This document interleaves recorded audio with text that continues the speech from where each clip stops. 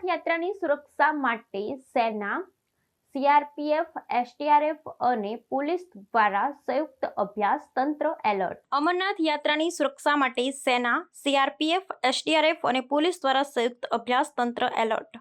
અમરનાથ યાત્રા 2025 માટે સુરક્ષા વ્યવસ્થા સુનિશ્ચિત કરવા માટે તંત્ર સંપૂર્ણપણે સજ્જ છે.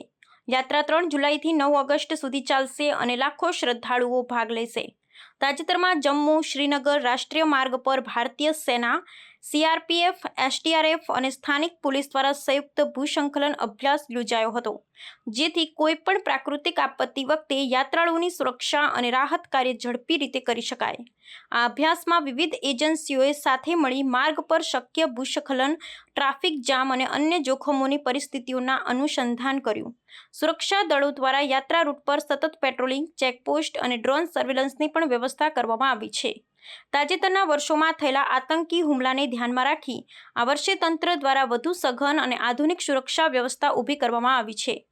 યાત્રાળુઓને સલામત રીતે ગુફા સુધી પહોંચાડવા માટે બાલતાલ અને પહેલગામ બંને રૂટ પર સુરક્ષા દળો સતત ગશત કરશે.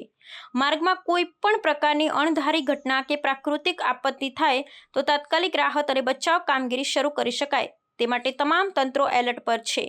વહીવટી તંત્ર દ્વારા યાત્રાળુઓને બિનજરૂરી મુસાફરી ટાળવા, સૂચનાઓનું પાલન કરવા અને જરૂરી દસ્તાવેજો સાથે રાખવા સૂચના આપવામાં આવી છે.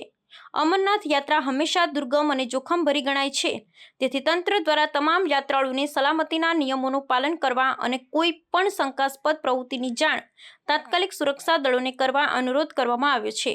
યાત્રા દરમિયાન કોઈપણ પ્રકારની અસાવધાની ન રાખવા અને તંત્રના માર્ગદર્શન મુજબ યાત્રા કરવા ખાસ જણાવાયું છે.